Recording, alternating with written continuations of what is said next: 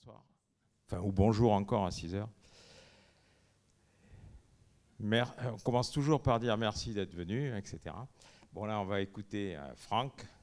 J'espère que ça vous plaira. Après, on va manger. Je parle aux membres de l'association. Franck, hélas, pour des raisons personnelles et familiales, ne peut pas venir. S'il y en a qui veulent venir dîner à côté, ça s'appelle Antique. Merci de me le dire. À toi. Bon, tout d'abord, merci d'être venus, je vais dire si nombreux, un mercredi soir, veille d'Ascension.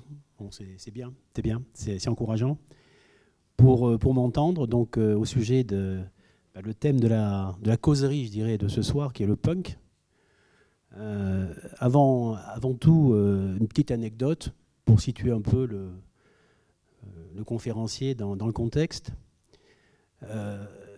Je suis, en fin de compte, je suis toujours punk, mais j'ai changé d'apparence physique, comme vous avez pu le constater. Je suis un punk de ville. Quand j'étais beaucoup plus jeune, il y a environ 45 ans, c'était un samedi, je me promenais donc, à Limoges. Donc à l'époque, j'avais un groupe punk qui s'appelait Dépotoir 321. Pourquoi 321? Parce que 3, 2, 1 partait.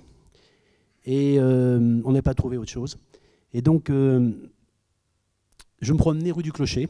Donc j'avais ma tenue de punk, les cheveux bleu, blanc, rouge, des baskets dorées, un blouson légèrement déchiré, même très déchiré. Et ce que je ne savais pas, c'est que mon oncle, qui habitait à Saint-Sylvestre, ce jour-là, moi je descendais rue du Clocher, lui remontait la rue du Clocher. Et il m'a vu. Mais il n'était pas sûr que ce soit moi. Il n'était pas sûr. Et le dimanche, repas de famille.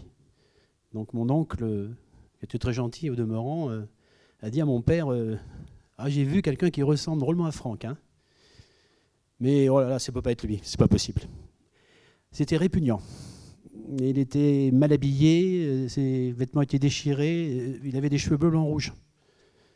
Et à ce moment-là, je suis arrivé dans la salle à manger et il m'a vu. Il a dit, c'était bien lui. Bon, quelque part, ça m'a rassuré. Voilà. Donc c'est une anecdote, c'était pour introduire un peu le sujet. Voilà, donc on peut être punk à tout âge. J'ai un copain qui disait toujours, moi je suis punk à l'intérieur et puis un peu punk à l'extérieur aussi. Voilà. Donc d'abord la définition du punk, parce que vous savez que c'est un mot qu'on emploie maintenant assez communément. Et au départ, il y avait des définitions. Alors, il y a quelques personnes qui ont leur définition, d'autres qui ont leur définition. Alors, j'en ai noté quelques-unes. Alors, selon le Arab Shorter, punk, alors aux États-Unis, c'est de l'amadou. C'est aussi un objet sans valeur, de la camelote, moche, mauvais. Hein. Le petit Robert, lui, alors là, nous sommes en France, alors on change un peu de registre. Hein. C'est un jeune contestataire qui affiche divers signes extérieurs de provocation par dérision envers l'ordre social. Bon, ça, c'est plus proche quand même de la réalité. Et ensuite, on a une définition complète là, du Arab Chambers Concise English Dictionary. Excusez-moi, je fais de l'allemand en première langue, donc je ne suis pas... Hein. Une personne ou une chose sans valeur, baliverne, bêtise, un suiveur de rock punk, souvent reconnaissable par l'utilisation d'articles utilitaires et bon marché, dont lame de rasoir, sac poubelle en plastique, etc., épingle à nourrice, en tant que vêtements ou décoration. Et adjectif, c'est pourri, sans valeur, malheureux. Et le rock punk, il parle du rock punk, un style de musique populaire de la fin des années 70, rythmique et agressif, avec utilisation de paroles violentes, souvent obscènes, inspiré par un sentiment de désespoir face à la piètre valeur et à la laideur de la vie. Également appelé nouvelle vague. On ne sait pas où ils ont trouvé ça. New Wave. Bon, ce qui n'a rien à voir, bien évidemment. New Wave, c'est bien postérieur, c'est absolument rien à voir avec le punk. Voilà. Donc j'avais intitulé ma causerie un séisme musical et sociétal, parce qu'on retient surtout aujourd'hui, effectivement, la musique punk, avec les groupes qui l'ont illustré, notamment les Sex Pistols, les plus connus, The Clash. Mais il y a eu aussi quand même, à l'époque punk, au moment où le punk s'est déclenché, il y a eu véritablement ce que j'appelle un séisme social, c'est-à-dire que les valeurs qui étaient les valeurs établies à l'époque, en particulier en Angleterre, ont été fortement contestées par le mouvement punk. Et cela représentait quand même pendant de nombreuses années une véritable, alors je dirais pas une révolution, mais en tout cas une révolte. Et une révolte avec malgré tout, ce que certains peuvent dire, il y a eu malgré tout, je dirais, des assises. Il y a eu quand même des choses très précises qui ont été réalisées à partir, je dirais, de réflexion. C'est pas non plus un mouvement, je dirais, philosophique, mais on va en parler aussi. Parmi je dirais, de toutes les personnes qui sont intéressées au punk et qui ont vécu et qui ont fait vivre le punk, il y avait aussi des philosophes, il y a aussi des gens, des intellectuels, on le vilain mot, hein, qui véritablement ont pensé le punk et l'ont fait vivre, en fin de compte. Alors la musique, c'est autre chose. Alors, le punk, la question, c'est qu'y avait-il avant le punk? Alors, avant le punk, évidemment, il y avait le rock. Mais il y avait des groupes, vous m'entendez là, ça va? Tout le monde entend bien ça? Il y avait des groupes qui, en fin de compte, ont annoncé le punk et ont été souvent des gâchettes qui ont propulsé le punk et en tout cas qui l'ont fait naître. Alors, il y a un groupe notamment, et une personnalité, je dirais, tout à fait remarquable. Le groupe, c'est les Stooges, et l'homme, c'est Iggy Pop, surnommé l'Iguane. Donc, Iggy Pop, il arrive, si vous voulez, dans les années 70. En 67, Jim Morrison, il va pas bien, il sombre dans les excès. Et d'ailleurs, il meurt en 1971. Donc, il y a un vide là, à ce moment-là. Il ne se passe pas grand-chose. On est dans ce qu'on appelle le rock progressif, et ça ne bouge pas trop. Et là, il y a aussi le Velvet Underground, qui aussi ne va pas bien. Et Iggy, qui est disquaire de son métier, qui est originaire de Détroit, on le verra, tous les grands groupes punk américains, par exemple, sont originaires de villes industrielles. Par exemple, le groupe Divo, c'est Akron, c'est la capitale du pneu. Donc lui, il choisit sa propre voie après avoir tourné un peu avec différents groupes. Il avait commencé avec un groupe qui s'appelait les Prime Movers. Et là, il se lance. Et surtout, ce qu'il veut faire, ce qu'il veut réaliser, et ça c'est très important, on le retrouve dans le mouvement punk, il ne veut pas copier. Il dit, moi, je ne veux pas m'inspirer de ce qui a existé avant, je veux créer mon propre style. Alors, il ne parle pas de punk à ce moment-là, mais il veut créer son propre style. Et donc, avec les frères Ashton, il crée donc son groupe. Alors, les frères Ashton, c'est curieux parce que ils sont fans des Who. Alors, les Who, ce n'est pas tout à fait, je dirais, le punk et ce que veut faire Iggy. Et les Who, il faut savoir que les Who, ils ont inspiré un autre mouvement important en musique qui s'appelle les Mods. On parlait tout à l'heure, un groupe aussi qui est né en même temps que le punk. The Jam était un groupe Mods. Alors c'est un peu contradictoire, on verra pourquoi tout à l'heure. Alors les Ashton, ce sont des gens qui sont paumés et qui sont surtout des provocateurs, comme le seront plus tard les Sex Pistols. Alors, un des frères Ashton déclare « Ce qui me branchait, c'était les trucs nazis. J'allais en cours d'allemand et j'imitais des discours d'Hitler. Je portais des broches SS à l'école, je dessinais des croix gammées sur tous mes bouquins. Je dessinais des moustaches d'Hitler sur toutes les photos, et je dessinais des SS partout sur mes bras. Et on ne collait pas, dit-il, on ne collait pas avec la société. » C'est-à-dire que déjà, c'est un rejet de la société, le fait de ne pas vouloir s'inscrire dans un schéma social qui est un schéma social balisé. C'est important, ça aussi. Le punk, c'est ça aussi. Alors Iggy est considéré quand même, malgré tout, pour une majorité de punk, même aujourd'hui, comme le premier véritable phénomène punk. Et pourquoi? Tout simplement parce que c'est une bête de scène. Il danse pas mal d'ailleurs. Il danse encore aujourd'hui. Bon, il a un problème à la hanche, il a du mal, mais il danse malgré tout. Et surtout, il provoque. Comme disait Johnny Rotten, « All I want is provocate ». C'est-à-dire que l'importance, d'abord, dans un premier temps, c'est de provoquer. Provoquer pourquoi? Pour faire réagir. On ne provoque pas pour provoquer, on provoque pour faire réagir. Alors, il se peint le corps en argent, fameux Iggy. Il appelle à l'insurrection, quand même. Il apostrophe le public. Donc il reçoit des crachats et lui, il en expédie aussi quelques-uns. Alors sur scène, c'est une véritable pile électrique. Il chante No Fun, ça a été repris d'ailleurs par les Sex Pistols. I Wanna Be Your Dog, Dirt, Fun House ou Search et Destroy. Alors, voilà. Les groupes Velvet Underground, les Doors et les Stooges, eux, de leur côté, ils consommaient des drogues qui souvent les conduisaient au pire, des curieux comportements en tout cas. Et Iggy, lui, il en a goûté bien évidemment, mais il veut devenir, comme je le disais à l'instant, une bête de scène. Donc il se roule volontairement dans le verre cassé d'une bouteille qui a été écrasée sur scène. Il sort de scène entre les jets de bouteilles et de roses. Et alors, Alan Vega dit de lui, Alice Cooper, lui, est théâtral. Mais Iggy, lui, il ne joue pas. C'est-à-dire que Iggy joue sa vie sur scène. Ça aussi, ça semble aujourd'hui un peu étonnant, mais bon, les punks, c'était pas du cinéma, comme dirait l'autre. Ils étaient véritablement sur scène pour faire quelque chose, pour provoquer certes, mais aussi pour aller jusqu'au bout de leurs idées, mettre sa peau au bout de ses idées, en quelque sorte. Pourtant, ni le Velvet Underground, ni les Stooges, encore moins le MC5, c'était un autre groupe, n'ont connu le succès. Alors, il reste les prouesses scéniques de ces premiers punks, dont Iggy faisait partie, bien évidemment.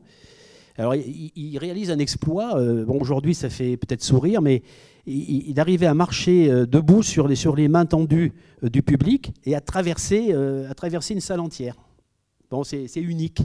C'est quand même assez rare. Debout, sur les mains. Essayez, vous allez voir, c'est pas facile. Alors, les Anglais vont reprendre ensuite ce concept et ça va devenir l'explosion punk. Alors, il ne faut pas oublier non plus quand même, il y a eu en 71 David Bowie qui réalise... alors lui, Bowie, il est malin, c'est-à-dire que d'abord c'est un musicien et ensuite, c'est un bon musicien, parce qu'on verra, les punks ne sont pas tous de bons musiciens. Sid Vicious savait à peine jouer de la basse.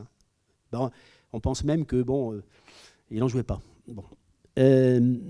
Donc il réalise un parfait syncrétisme musical. C'est ce qu'on peut dire de David Bowie, où l'on trouve, il y a Lou Reed, les New York Dolls et Iggy.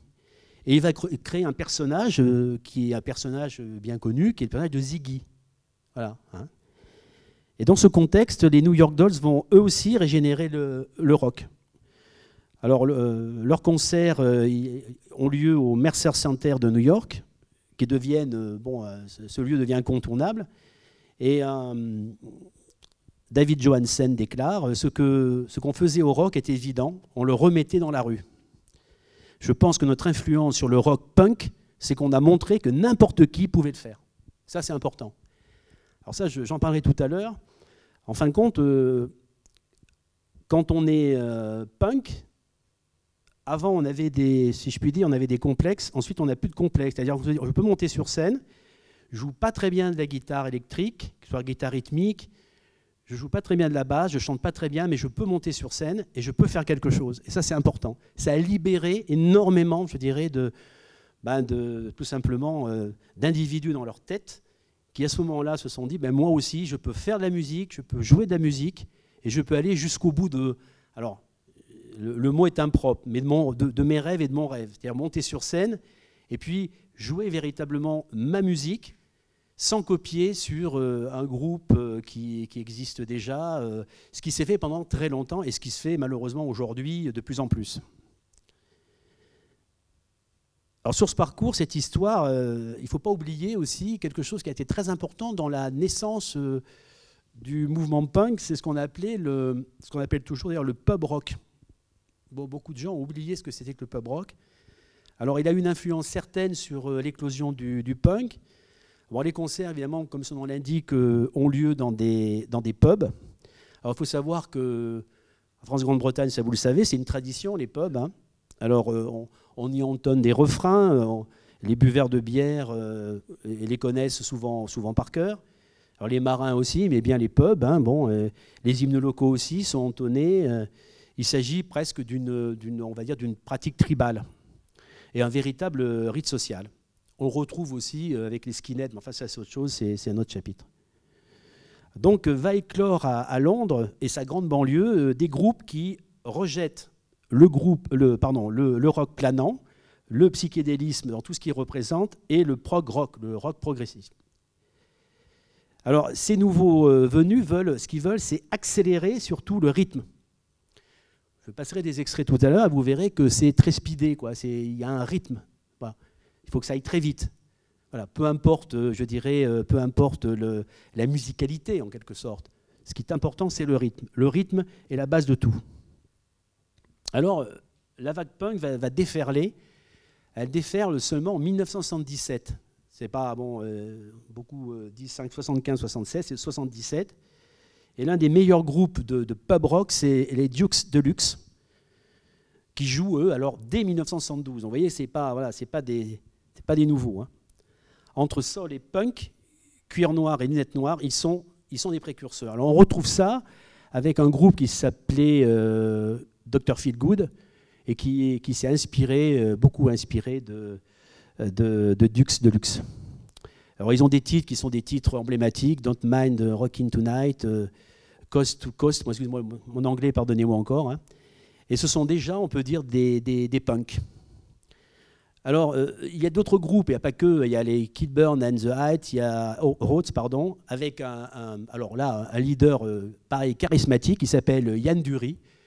Il faut que vous en souvenez, Yann Dury and the Blockheads. Bon, malheureusement, il était handicapé, il avait souffert de la polio, et bon, il avait créé son groupe, et c'était un punk aussi, hein, en quelque sorte, un punk. Donc, il y a aussi le groupe Man, les Bees Make Honey, et le premier groupe post-Bowie, Bowie Mania, on peut dire, qui s'appelle, alors là, c'est Dr. Feelgood. Alors, il y avait aussi, alors j'en parle, il faut en parler, il faut leur rendre quand même cette justice, Little Bob Story. Little Bob Story, c'est quand même quelque chose, chez nous, on en est très fiers, hein, parce que c'est un groupe qui tourne encore, hein, donc c'est un groupe vraiment qui date des années punk, qui est venu du Havre, et qui connaît donc un grand succès en 1975. Avec son R&B. Alors c'est assez amphitaminé, c'est pareil, c'est speedé aussi, c'est speedé. Bon. Et on a dans le groupe Dr. Feelgood, il y a un musicien, là en l'occurrence, un musicien. Alors là, c'est un vrai musicien, c'est quelqu'un qui maîtrise parfaitement les guitares et qui s'appelle Wilco Johnson. Alors lui, il est extraordinaire quand on voit sur scène, il bondit, il arrive quand même malgré tout à faire des riffs qui sont des riffs vengeurs. C'est un type extraordinaire, c'est vraiment pour moi, enfin, à titre personnel, c'est un des musiciens que je préfère. Et il a une magnifique guitare, c'est une Fender Telecaster noire. C'est vraiment un très très bon musicien.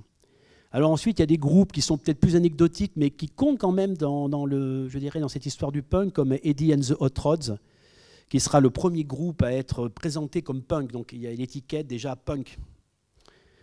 D'autres groupes seront également étiquetés de la même façon, Joe Strummer, The Jam, les Stranglers. Les Stranglers. Alors les Stranglers, la particularité, c'est que vous avez dans le groupe un clavier. Donc ça, c'est nouveau dans le punk. Il y a très peu de claviers, et là, il y a un clavier, et c'est une musique qui est très, très particulière, qui est une musique alors parfois, qui est, on peut dire, assez mélodieuse, et qui s'inscrit également dans le mouvement punk, mais qui est différente quand même de la plupart, c'est une musique qui est différente de la plupart des autres musiques que l'on peut écouter à cette époque-là. Alors, en 1976, ça explose, hein, les concerts sont quotidiens, et puis en Angleterre, en 1979, Margaret Thatcher, la bien-aimée, est élue. Alors, elle va tout faire pour éradiquer ce qu'elle appelle cette saloperie, hein, en parlant du punk. Donc, ça se passe plutôt mal. On sent bien que le punk n'est pas en odeur de sainteté, si je puis dire, en Angleterre, enfin en Grande-Bretagne.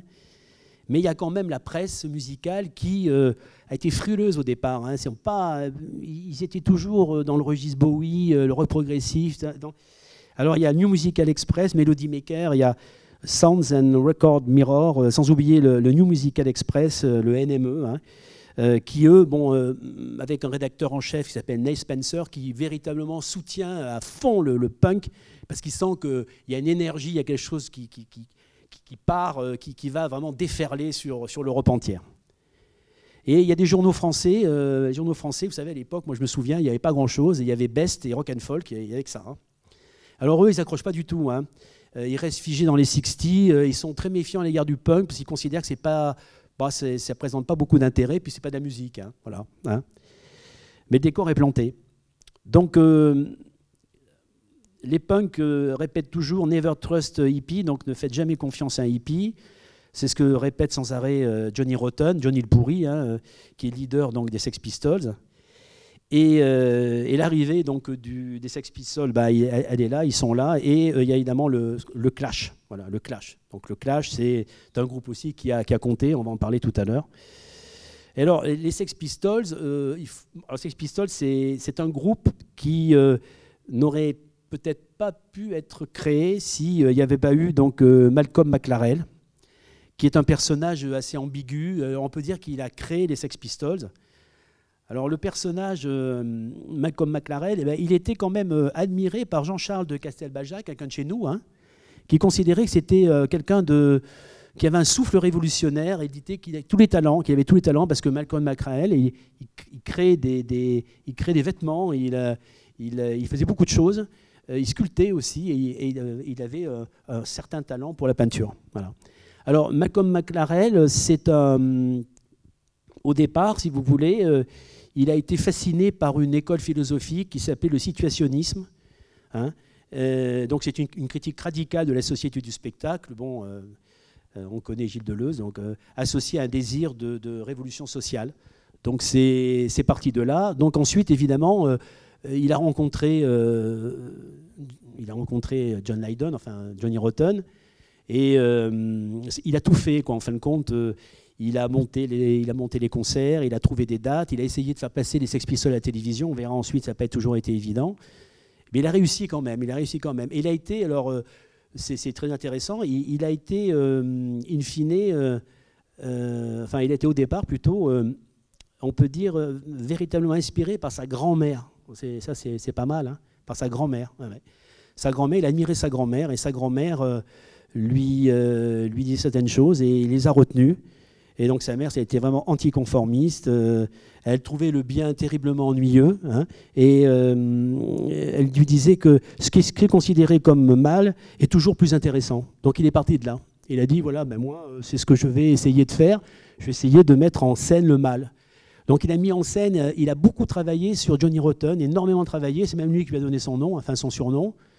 Il faut savoir qu'il excitait Johnny Rotten avant les concerts. Il lui disait, ouais, regarde, ces connards, ils vont encore te cracher au visage, vas-y, mais envoie la purée.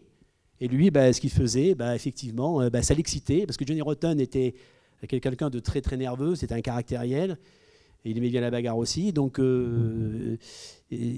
il montait sur scène, c'était vers autre chose. Il se transformait en un véritable diablotin, quoi. Il sautait dans tous les sens aussi. Il éructait, on va entendre tout à l'heure des extraits, c'est très particulier. Bon, alors les Sex Pistols sont très critiqués parce qu'on dit, ouais, vous parlez toujours des Sex Pistols, mais enfin, les Sex Pistols sans McLaren, c'est rien, c'est un groupe qui a été monté, et même on les a accusés à un moment donné de profiter de la situation et de faire du commerce. On a dit, oui, vous n'aimez pas l'argent, mais enfin, vous en recevez quand même pas mal de la part de EMI, qui était leur maison de disques, et EMI, vous êtes bien content de prendre les livres sterling, etc. D'ailleurs, ça a été, à un moment donné, il y a eu une bagarre justement sur un plateau télé parce qu'ils ont été apostrophés par le présentateur à l'époque qui était relativement connu à la BBC, qui leur a dit mais oui, mais vous crachez sur l'argent, mais en fin de compte vous l'aimez bien, et ça n'a pas pu à Rotten, et il y a eu une bagarre générale sur le plateau. Bon. Alors il y a eu la même chose en France avec Métal Urbain. Métal Urbain aussi a été invité sur un plateau une seule fois, et ça s'est mal terminé parce qu'il y a eu ce qu'on appelle une baston générale. Bon. Donc voilà, donc Malcolm McLaren trouve le monde ennuyeux, donc il a trouvé les Sex Pistols, et les Sex Pistols deviennent ce qu'ils sont devenus. Alors, l'état d'esprit de McLaren, j'insiste, je reste quelques minutes là-dessus. Il disait, il répétait souvent cette phrase, nous rendrons cette laideur sublime. C'était le slogan de McLaren. Alors, il détestait Noël. Il disait, alors, à Noël, il criait dans les rues. Bon, il était tout seul. Hein. Consommez massivement, bande d'esclaves, c'est la tyrannie de Noël. Noël n'est qu'une invention du capital. Libérez-vous de l'aliénation publicitaire. Dans une autre scène, il expose son projet auprès de sa bien-aimée grand-mère. Hein. Tu vois, ces monceaux d'ordures. Eh bien, la matière première de notre œuvre d'art, ce sera ça. Tout ce que les gens ne regardent pas, ces aspects d'eux-mêmes qu'ils refusent de voir. Nous rendrons cette laideur sublime. Voilà. Ça, c'est aussi punk, ça. Ça part aussi de ce constat aussi, parce que c'est un rejet, en fin de compte, le punk aussi, de la société de consommation, de tout ce qui, je dirais, à un moment donné, nous aliène, comme je le disais à l'instant. Et voilà, la révolte, à ce moment-là, bon, consciente ou inconsciente, hein, mais elle pointe son nez, et à un moment donné, ben, elle arrive. C'est comme un bouton de fièvre. Donc lui, il apparaît quand même sincère dans son désir quand même de faire connaître le punk.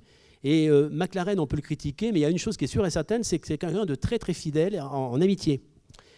Bon, vous savez que Sid Vicious a eu pas mal de problèmes. Il a été accusé d'avoir assassiné sa fiancée. C'est pas bien ça. Hein. Et ben, McLaren, lui, il a soutenu. Il a dit, ben, Sid Vicious, il est ce qu'il est. C'est un personnage infréquentable, certes, mais moi, c'est mon ami. Et il a soutenu jusqu'au bout, donc Sid Vicious. Voilà. Ça, c'est quand même, voilà, c'est... Alors ensuite, reprenons un petit peu le fil en ce qui concerne le punk. Alors, Johnny Rotten, alors son vrai nom, c'est John Lydon, de son vrai nom. Hein. Il vit dans la misère depuis son enfance. Bon, c'est un fils d'immigrés irlandais, des gens indigents qui vivent dans une misère noire, quand même, il faut bien le reconnaître. Ils ne mangeaient pas tous les jours à leur faim. Hein. Et sa famille est une famille catholique qui est installée à Londres, dans le quartier nord de Holloway Road, puis de Finsbury Park, pardon, où cohabitent les plus pauvres et aussi les plus bigots. Hein. Il y a aussi beaucoup de minorités, là, les Jamaïcains et les Irlandais. Alors à cette époque, Johnny fait une analyse courte et sans appel. Hein, je le cite, hein, les Londoniens ne pouvaient pas faire autrement que d'accepter les Irlandais parce qu'on était trop nombreux et qu'on s'intégrait mieux que les Jamaïcains. Mais quand j'allais à l'école, je me souviens que les parents anglais me jetaient des pierres. Les Anglais auront toujours de la haine car ils ont une nation pleine de haine. C'est ce qu'ils disaient. Hein. C'est le même problème avec les classes ouvrières du monde entier. On essaie toujours de rejeter sa haine sur ceux qu'on croit moins bien que soi sur l'échelle sociale, plutôt que de s'en prendre aux salauds de la bourgeoisie et de la classe moyenne qui rabaissent tout le monde. Voilà, donc c'est un peu résumé. Bon, c'est caricatural, mais c'est ce que pensait Johnny Rotten, je pense au fond de lui-même d'ailleurs. Alors il déteste les films américains, il dit même que ça lui donne envie de vomir, qu'il voit un générique, les films d'un film américain. Il exècre particulièrement les religions, d'où le titre d'un des morceaux des Sex Pistols, hein, voilà, hein, Antichrist, hein, donc voilà, ça veut tout dire. Alors le groupe, lui, le groupe il tourne sans arrêt, en fin de compte, hein, à partir de 1976. Donc ils évitent, par contre, alors c'est McLaren qui leur a dit d'éviter les pubs. McLaren leur dit, vous jouerez jamais dans les pubs, hein, il n'en est pas question. Parce qu'ils veulent véritablement que les Sex Pistols se démarquent des autres groupes à l'époque dits punk. Et alors, on a parlé tout à l'heure de voilà, provocation, etc. Et puis il faut parler aussi de la haine qui est devenue pour les Sex Pistols, pour Johnny Rotten en particulier, son sujet de prédilection hein, dans les textes de ses chansons. Alors, cette haine, elle est quand même communicative, si je puis dire, parce que ça va... d'autres groupes vont essaimer à partir des Sex Pistols, notamment un groupe que j'aime beaucoup, une chanteuse surtout, Siouxsie Sioux, Siouxsie and the Banshees. Bon, j'adore. Elle est encore, fait encore des concerts. Hein. Et donc elle faisait partie, elle suivait partout les Sex Pistols.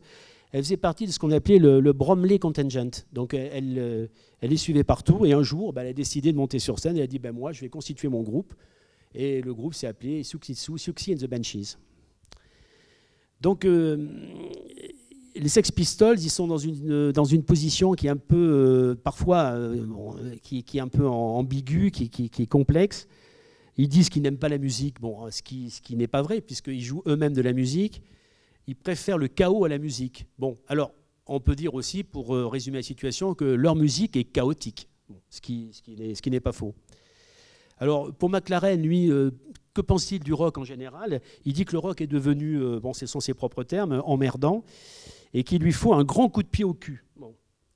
Donc, les rockstars sont devenus des dinosaures, c'est ce qu'ils pensent, hein, des boring gold thoughts, des vieux péchiants. Bon, ça, c'est la traduction. Hein. Donc, la musique est secondaire. Hein. Bon, pour McLaren, ce n'est pas l'essentiel. L'essentiel, c'est de faire connaître les Sex Pistols et de faire en sorte que la provocation aille jusqu'à son terme. Alors, les Sex Pistols, c'est avant tout effectivement un processus d'identification. Il renvoie aux subversions antérieures, celles des Teddy Boys originels, des Mods, dès 1964. Parce qu'il y a eu quand même, avant les punks aussi, il y a eu ces mouvements qui ont été quand même assez importants. C'était plutôt des mouvements de jeunes que des mouvements musicaux. Mais enfin, les Mods, il y a eu quand même des groupes musicaux. Il y a eu un revival mode aussi, avec Merton Parkas, on a vu des jams, etc. Bon. Les Sex Pistols vont être les déclencheurs quand même du mouvement punk. La gâchette, je dis la gâchette de la musique punk. Et lors d'un concert au Nashville de West Kensington, les Sex Pistols sont découverts par d'autres, des gens qui viennent assister au spectacle et qui vont eux-mêmes créer leur groupe. Donc notamment Dave Vanian qui va créer les Damned. Voilà, assez connu. Le premier album, on les voit, tout simplement, ils sont tous les trois sur la pochette avec une tarte à la crème sur la tête. Voilà. Et Vic Godard aussi qui créera donc le groupe les Subway Sect. Et les 3 et 23 avril 1976, date importante, ils jouent en première partie des 101.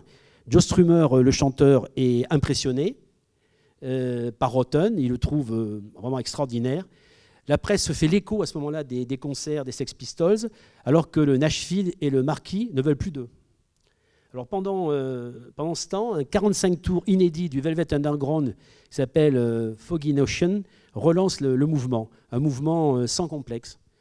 Brian Eno déclare « Peu de gens ont acheté The Velvet Nico, mais tous ceux qui l'ont acheté ont aussitôt formé un groupe. » Alors ça, c'est la même chose avec le punk, c'est pour ça que j'ai pris cette phrase, parce que on écoute, moi je sais que on avait créé notre groupe parce que j'avais écouté Metal Urbain, quoi, tout simplement. Et j'ai dit, ces gars-là, ils sont quand même, ce qu'ils font, c'est très intéressant. Ben, moi, je vais faire la même chose. Et puis j'ai trouvé 3 copains, et on a créé notre groupe. Donc c'était un peu, je dirais, voilà, on peut le faire aussi. Alors c'est la particularité du punk, c'est que chacun met de côté, en fin de compte, ses complexes. Je ne sais pas jouer de la basse, je ne sais pas jouer de la musique, je ne sais pas chanter, et se lance dans l'arène pour le simple plaisir de faire autre chose, de faire aussi une autre musique. Avec les Ramones, les Sex Pistols, Ramones c'est un groupe US, ce n'est pas un groupe anglais, vont inspirer le Clash, Slaughter and the Dogs, ou les Buzzcocks. Les Buzzcocks qui jouent vite et mal. Bon, ça c'est vrai, ils jouent vite et mal, mais comme ils jouent très vite, et on ne se rend pas compte qu'ils jouent mal. C'est également l'époque où se lance Billy Broad, alias Billy Idol. Billy Idol, je ne sais pas si vous vous en souvenez, il avait un groupe qui s'appelait Génération X.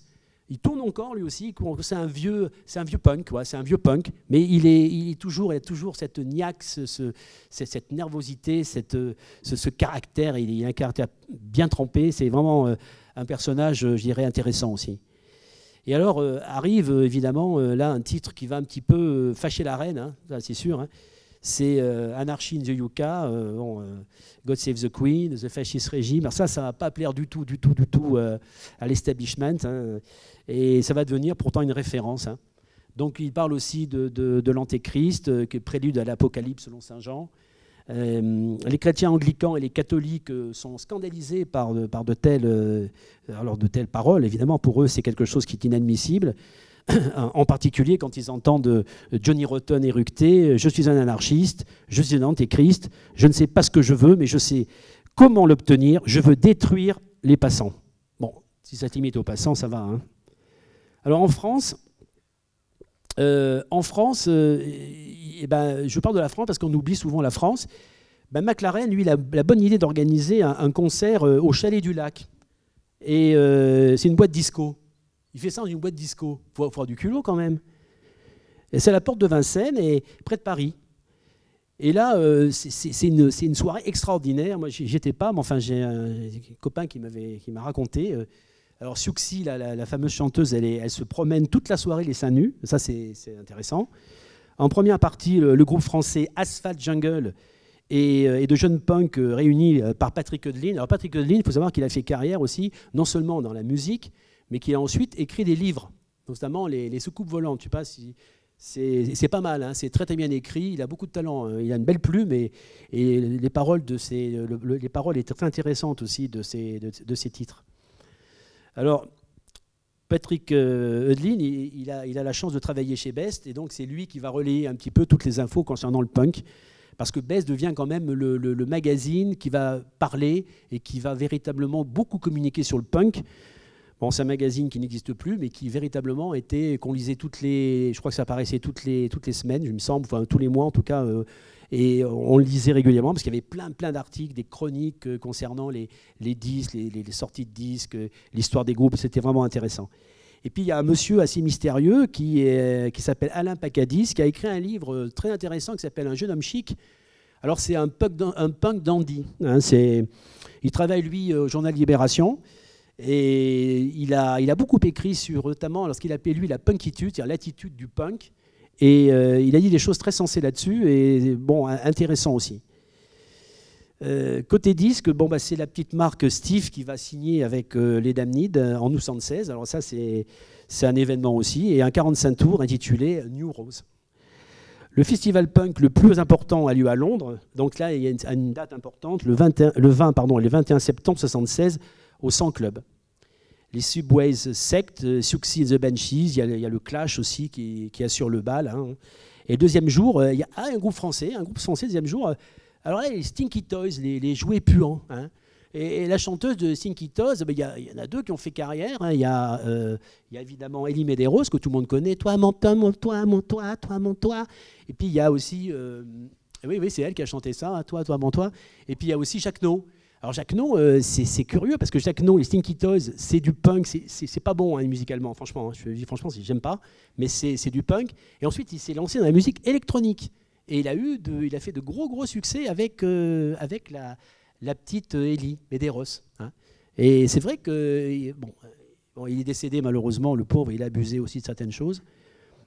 Donc voilà, il y a des Français quand même, il y a des Français. Il y a aussi Chris Spedding et les Vibrators, et Buzzcocks, qui ont toujours les Buzzcocks, qui sont à tous les concerts, ils font tous les concerts, les Buzzcocks. Alors ensuite, dans le mouvement punk, il y a ce qu'on appelle, alors là, confusion, ça dénote, alors on est dans le malaise social en fin de compte, et il y a un titre qui va véritablement bousculer un peu tout ça, qui s'appelle White Riot. Alors c'est la révolte blanche. Alors c'est mal interprété parce que quand le titre est sorti, bah, ils ont eu le soutien à l'époque d'un groupe politique qui était très puissant. C'était le National Front, c'est notre Front National, mais de l'époque, là-bas, en Angleterre. Et ils ont eu le soutien de ce parti qui a dit bah, enfin des petits blancs qui se révoltent, ça c'est très bien. Et en plus, ils chantent White Riot. Merveilleux. Et évidemment, là, ça ne s'est pas bien passé parce que The Clash, c'était pas du tout ça. Ils voulaient dire exactement l'inverse. Et donc, ils se sont expliqués. Ça a été un peu houleux. Et il a fallu évidemment remettre les choses à leur place à un moment donné et dire que c'était, comme il expliquait, c'était pas la même révolte. Hein. Alors, est-ce que c'est une révolte purement sociale contre l'établissement ou une véritable contre-culture à l'image des mouvements précédents? Donc, parce qu'il y a eu des mouvements aussi, il y a eu des révoltes pendant la guerre. Moi, je n'ai pas connu, mais certains ont connu. Ils ne sont plus là, d'ailleurs. C'était les Azous, par exemple. Hein, les Azous. Il y a eu les hippies. Il y a eu les hippies aussi. Bon. Ce qui est sûr, c'est que le punk correspond à une véritable révolte. Je te disais voilà, tout à l'heure, c'est vraiment une révolte. C'est quelque chose qui essaie de faire bouger les choses et de faire bouger les lignes, surtout. Et la musique c'est le principal vecteur du punk. Il y a aussi la volonté de montrer que l'on peut s'exprimer donc, en dehors des académismes. Inutile de prendre des leçons de solfège, hein, ce que je disais tout à l'heure au Conservatoire de musique de Limoges. Hein. Une guitare, une basse, une batterie, c'est parti. Hein, je vous disais, 1, 2, 3, boum, c'est parti. Tout peut commencer dans un garage. Moi, j'avais commencé dans le jardin de mes parents. Pas de limite. Et les mouvements musicaux précédents avaient leur code. Ils avaient leur coterie. Or ici, en dehors des épingles à nourrice et des cheveux en bataille, les codes n'existent plus. Chacun a sa place. Chacun fait en fin de compte ce qui lui plaît. Jamais réservé, mais toujours disponible. L'Angleterre a vu naître le mouvement punk à une époque où une crise économique sans précédent depuis la guerre allait embraser le climat social. C'est au cours de l'été 1976 qu'une vague de chaleur s'abat sur l'Angleterre en même temps que la crise économique. Alors il y a eu des réformes libérales qui étaient imposées par le FMI à l'époque. C'était le gouvernement, je crois, Callaghan. Et donc, ça a créé quand même quelques soucis, surtout dans le monde ouvrier, où il y avait un taux de chômage très important. Hein. Donc, le groupe des Sex Pistols va devenir, à ce moment précis, un révélateur et un bouc émissaire. La tribu est décomplexée, comme je disais tout à l'heure. Alors l'apparence tout d'abord, bon, les vêtements troués, le plus souvent achetés d'occasion. Les milieux d'origine, c'est le classe ouvrière, hein, sans emploi évidemment. La presse va s'emparer du phénomène parce qu'elle sent qu'il y a quand même un truc là, il se passe quelque chose. Alors elle s'empare du phénomène, mais elle dénonce des choses, ça ne lui plaît pas. Hein. Elle dénonce les croix gammées, ça non, on ne peut pas. Après ce qu'a connu l'Angleterre durant la Seconde Guerre mondiale et l'héroïque résistance donc, de Churchill et des Anglais, bien évidemment. Les vêtements déchirés, le fétichisme, sadomaso, le cuir, le latex, et puis surtout les crachats sur scène. Ça ne se fait pas, on ne crache pas sur les spectateurs, même si on reçoit en retour d'autres crachats, ça ne se fait pas. Et puis on parle, alors pour effrayer un peu le peuple, on dit ouais mais ça nous rappelle les Hells Angels. Alors on parle aussi d'Orange Mécanique, hein, voilà, hein, et du Diable Rotten qui lui il annonce carrément le chaos. Lui il dit c'est le chaos, demain c'est le chaos. Et nous sommes en fin de compte annonciateurs du chaos, ce que je disais tout à l'heure. Alors là à partir de ce moment-là, c'est une traînée de poudre. Les punks deviennent connus. Bon, ça descend un peu dans la rue aussi, on s'habille comme Johnny Rotten, on s'habille comme Sid Vicious, on se coiffe comme eux, etc.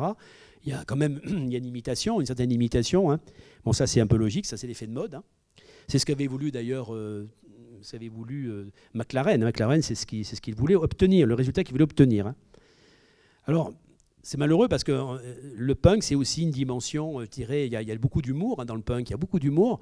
Notamment en France, il y avait un artiste peintre punk qui s'appelait Loulou Picasso. Je ne sais pas si certains l'ont connu. Il a fait des choses absolument extraordinaires, qui aujourd'hui d'ailleurs même sont cotées.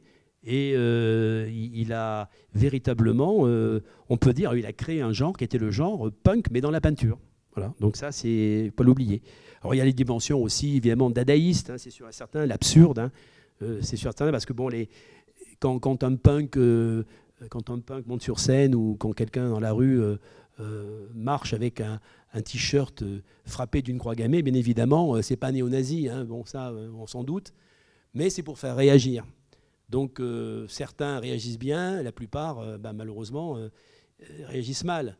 On va voir une vidéo tout à l'heure, on va voir la traversée de de Sid Vicious, il traverse un quartier de Paris. Et vous allez voir la réaction des gens qui le voient passer. C'est assez révélateur et c'est même très, très révélateur de l'époque. Ça se passe, je crois, en 1970, fin des années 70, 76, 77. La population accepte ça. Aujourd'hui, la population n'accepterait pas de voir quelqu'un marcher dans la rue avec une croix gammée frappée sur ça, c'est pas possible. Ça, voilà. Donc ça, c'est important aussi de le préciser. Alors, Johnny Strummer déclare en réponse à ces charges souvent caricaturales, au départ, les gens pensaient que les punks étaient des gens horribles, donc ils devaient être des nazis. Surtout comme ils étaient donc habillés, bien évidemment. Et c'était juste quelques personnes qui n'avaient pas trouvé de bonne idée et se sont dit, on va se balader avec des croix gammées, ça choquera les gens. Ils ne savaient même pas où ils en étaient, avec quoi ils jouaient. Alors au début, le National Front s'est dit, super, voilà ce qu'il nous faut. Je vous disais tout à l'heure, un phénomène de société chez les jeunes. De toute façon, il n'y a qu'à écouter ça. Bon, on entend le son, ils sont des nôtres. Bon. Alors évidemment, Strummer, tout de suite, il va dire non, pas du tout. Là, vous n'avez pas du tout compris. Hein, vous vous êtes trompé. C'est pas du tout ce qu'on a voulu dire. Donc les Clash vont tout faire pour aller à l'encontre de cette image, qui est une image déformée, bien évidemment. Et en 76, Police and Thieves devient le symbole des émeutes jamaïcaines des carnavals de Notting Hill Gate. En interprétant ce morceau, les membres du groupe participent à un véritable appel au soulèvement, à la révolution. Voilà. Parce que bon, le problème, il est là aussi. C'est le problème une minorité en Angleterre, notamment les Jamaïcains dans certains quartiers. Alors le titre, comme je disais tout à l'heure, qui va véritablement mettre le feu aux poudres, c'est White Riot, qui va susciter la polémique. Il est sorti à la fin des années 70, enfin en 77 précisément. Et ce titre, lui, il exige une révolte des Blancs, à l'instar des Noirs du fameux carnaval. Les paroles sont significatives. Hein, c'est « Les hommes noirs ont beaucoup de problèmes, mais au moins, ils n'hésitent pas à lancer des pavés, alors que les Blancs vont à l'école, on leur apprend à être cons. » C'est résumé. Alors, Strummer ajoute, il n'y avait pas que le National Front qui essayait de faire croire qu'on était nazis. Et avec Sex Pistols, il nous a semblé nécessaire de mettre les choses au clair, très au clair. Surtout qu'on avait des morceaux comme White Riot. Les gens du NF interprétaient ça comme si ça voulait dire « on veut une émeute blanche, foutez les noirs dehors ». alors que ça dit tout le contraire. C'est ce que je disais tout à l'heure également. Le Clash va également dénoncer l'impérialisme américain et ses feuilletons avec son titre « I'm so bored with the USA ». En 1977, dans des paroles qui frappent fort, hein, le soldat yankee veut se shooter à l'héroïne. Il en a trouvé au Cambodge, mais maintenant, il n'a même plus de quoi se payer un sachet. Le dollar yankee parle au dictateur. En fait, il donne des ordres. Alors, de l'autre côté, les Sex Pistols continuent, toujours pareil, d'insulter le public en échange de crachats. Ils sont invités à la télé avec Catwoman, qui porte un brassard nazi. Bon, ça ne plaît pas non plus. Juste avant la sortie de leur titre emblématique, Anarchy in the Yucca, le 26 novembre 1976.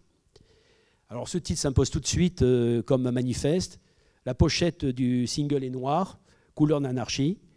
Et l'affiche représente un drapeau anglais déchiré et recousu avec des épingles à nourrice. Alors ça, c'est un vrai scandale aussi, parce que ça, c'est pas admissible en Angleterre. On peut pas, le drapeau anglais, c'est pas possible. Union Jack, c'est pas possible. Mais le vrai scandale est proche. Le 1er décembre 1976, EMI décroche une télé pour les Sex Pistols. Alors ils ont eu de la chance, parce qu'à un moment, ils n'auraient jamais dû être sur le plateau, mais le groupe Queen a annulé au dernier moment tout simplement sa participation. Et l'animateur qui s'appelle Bill Grundy les reçoit.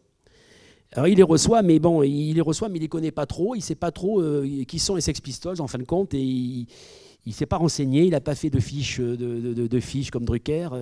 Donc il n'est pas trop au courant. Et il se dit c'est un groupe punk. Je vais les interviewer, j'ai peut-être 3-4 questions, puis l'affaire sera réglée. Ça se passe pas très bien. Hein, donc les provocations se succèdent jusqu'au moment où un des membres, qui s'appelle Steve Jones, précise qu'il a déjà dépensé tous les livres sterling qu'il vient de toucher. Et là, il dit we fucking spend it. Alors ça plaît pas. À la télé, ça passe pas parce que le pays entier parle de l'émission. Les téléspectateurs reprochent à EMI d'avoir signé avec les Sex Pistols, exigent une action de moralité. Une action de moralité. Alors, malgré ça, grâce à ce passage, on peut dire, alors c'est encore la parfaite maîtrise de leur image par McLaren, ils sont adulés, hein, ils deviennent véritablement des icônes, hein, c'est la révolte, c'est la révolte de la jeunesse contre l'ordre établi, etc., etc. Rotten est accusé évidemment de communisme. À notre époque, on aurait du bolchevisme. De fascisme aussi, on l'accuse de fascisme et d'anarchisme. Il a tous les. Vraiment, c'est pas possible. Hein. C'est la trilogie infernale. Hein. Et sa devise No Future ouvre en fait les portes vers l'espoir, tout en évitant le mot fin sur les années 60, parce que c'est ça en fin de compte. Hein. On fait autre chose. On a une musique qui a vraiment frappé fort. Le punk est devenu véritablement une musique qui s'est installée dans le paysage, c'est qu'à dire musical anglais et même bien au-delà. Alors en Angleterre, la presse se déchaîne. Donc elle appelle donc vraiment à une punition exemplaire. Suite au God Save the Queen and the Fascist Regime. Donc il faut savoir que à ce moment-là, il y a quand même des épisodes sanglants. Je dis sanglants parce que c'est vrai. Hein. Il faut savoir que les punks sont agressés. Ils sont agressés physiquement par des bandes organisées, notamment les Teddy Boys. Hein. Et là, ils doivent se défendre, ils doivent même des fois se défendre. Rotten, lui, a été victime de plusieurs agressions. On en dénombre pas moins de 7. Hein. Il a failli perdre l'usage de sa main. Voilà, donc c'est quand même assez violent. Au-delà du folklore vestimentaire, etc., il y a quand même aussi la volonté de s'attaquer au punk. Hein. Donc je dis bien que ce sont les Teddy Boys qui sont les plus acharnés contre les punks. Alors le punk, après il va y avoir effectivement la New Wave qui va prendre sa place. Les Sex Pistols, à un moment donné, 77-78, ils se normalisent. Johnny Rotten, il accroche plus. Il y a quelque chose qui je dirais, l'étincelle n'est plus là. Alors, il va continuer sa carrière avec un groupe qui s'appelle PIL, hein, Public Image Limited. Il va continuer avec ce groupe-là, qui va d'ailleurs bien fonctionner. Il va vendre beaucoup de disques. Voilà, mais il continue. Il continue encore aujourd'hui. D'ailleurs, même, il joue encore sur scène avec quelques musiciens. Ils reprennent les titres des Sex Pistols. Mais peu à peu, cette subversion dans le discours va disparaître, en tout cas va s'effacer. Hein. Et alors à ce moment-là, Roten il dit quelque chose qui est un peu définitif. Hein. Il dit finalement le rock, enfin le punk est mort, comme je dirais les Doors avaient dit le rock est mort. Donc il va y avoir ensuite d'autres mouvements après le punk, bon, le power pop, le ska avec les Specials, bon, le rockabilly avec les Stray Cats, hein, c'est du revival tout ça, hein, évidemment. Hein. Et l'afterpunk, on ne sait pas trop ce que c'est. Bon, on classe là-dedans, par exemple, Joy Division. Bon, je ne sais pas ce que Joy Division fait faire dans l'afterpunk. Enfin bref, ça, ce sont des appellations, des étiquettes que l'on colle. Bon, après, chacun y trouve ce qu'il a envie de, ce qu'il peut surtout y trouver. Hein. Et puis il y a cette déferlante, la New Wave, hein, la New Wave. Et il y a aussi, concomitamment, comme dirait l'autre, il y a la Cold Wave. Alors on a classé dans la Cold Wave les Cure. Bon, c'est parce que les cours viennent faire dans la Cold Wave, mais ils sont classés dans la Cold Wave. Alors en France, il y a, après le punk, bon, alors là, c'est très simple, c'est l'appellation pop rock. Il y a même, je crois, une radio qui s'appelle, qui porte ce nom. Alors ça ne veut rien dire, hein, puisque le premier mot nie le second. Donc c'est vrai que c'est une absurdité totale. Alors, je n'ai pas l'heure, excusez-moi, je ne sais pas quelle heure il est. Ah oui, d'accord. Alors, en conclusion, j'oserais dire que le punk n'est pas mort, parce qu'il y aura toujours une révolte face à l'absurdité qui est toujours bien présente, et l'absurdité de la condition humaine. Hein. On peut faire de la philosophie de comptoir, mais bon, c'est quelque chose quand même qui a existé dans le punk.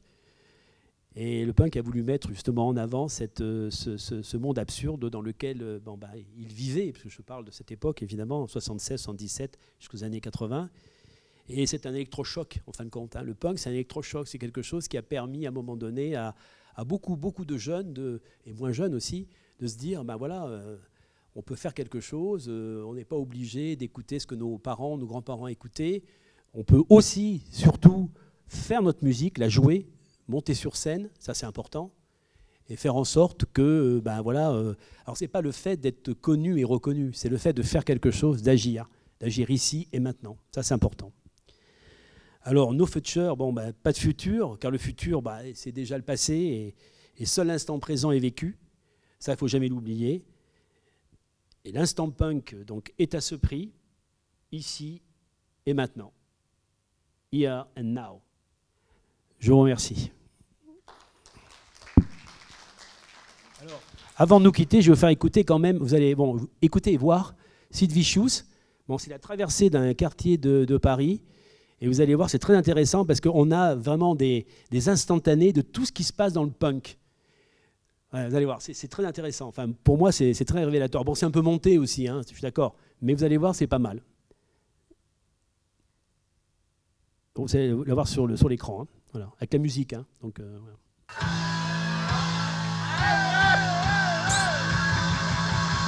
Donc, vous remarquez, il a le t-shirt rouge avec Aquagamé.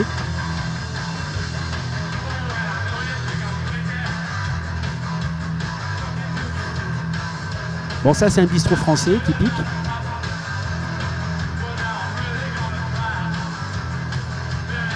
Alors, ils ont coupé le début du clip, parce que le début du clip, il passe devant un policier français, et le policier est étonné, mais il ne dit rien.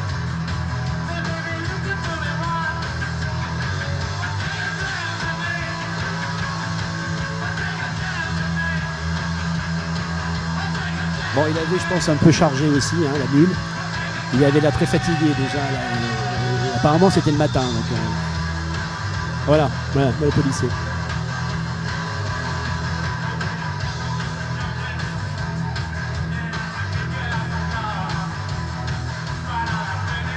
Alors, Sid Vicious, il était spécialisé dans les parodies quand il a ensuite fait une carrière solo.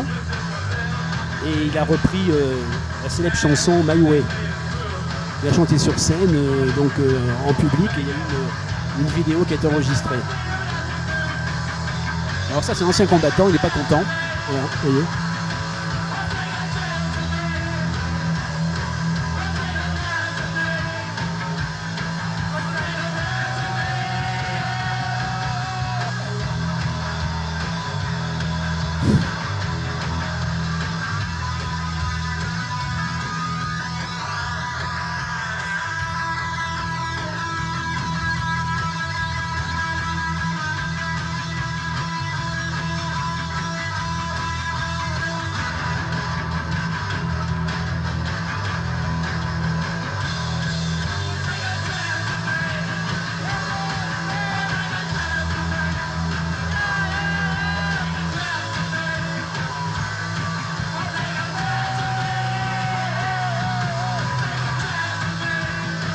tropical. Hein.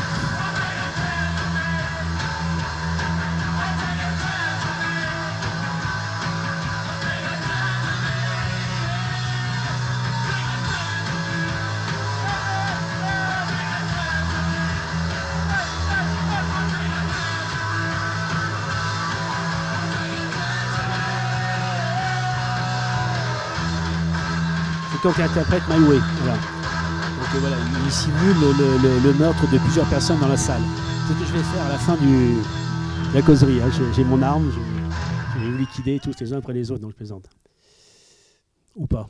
Alors attendez, c'est pas fini. Vous n'êtes pas obligé de passer par Hotels.com pour échapper au monde moderne. Mais c'est quand même plus facile avec Hotels.com.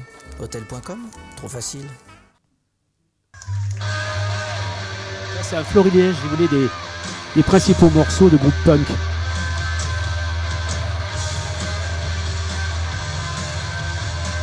Alors, il n'y a pas le... Si, c'est bon.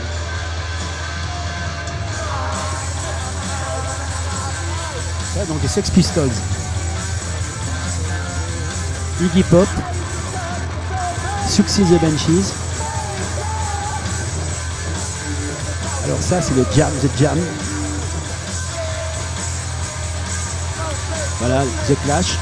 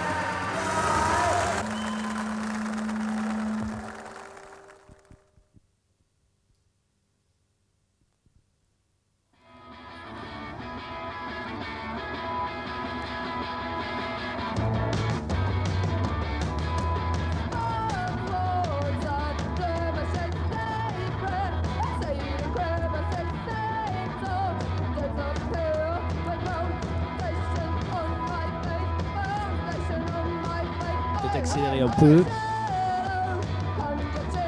Là, et Buzzcocks.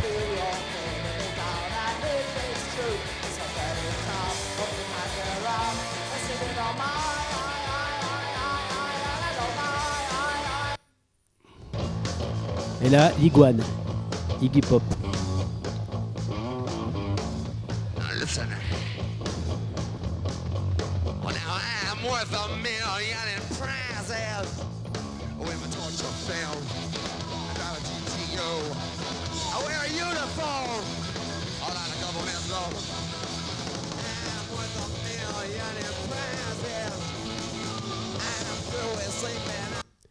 Là, un groupe dont je n'ai pas parlé, les Boons on Wax, avec Bob Geldof, qui a ensuite fait dans l'humanitaire.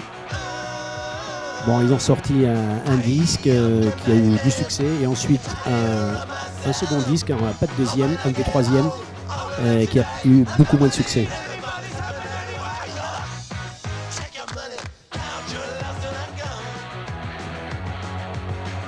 Là, on a les Stranglers.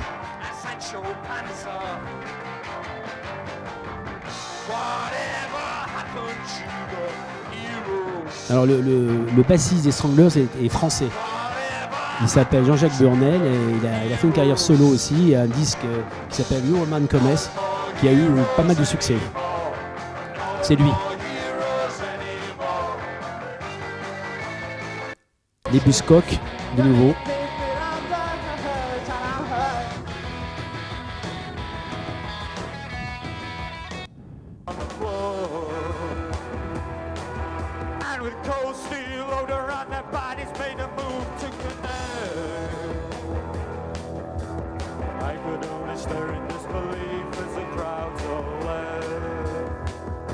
Alors lui, il a mal fini. Hein, il s'est suicidé, donc vous avez peut-être reconnu, c'est Joy Division, ceux qui sont classés dans la Cold Wave. Succès The Banshees, de nouveau. L'Iguane.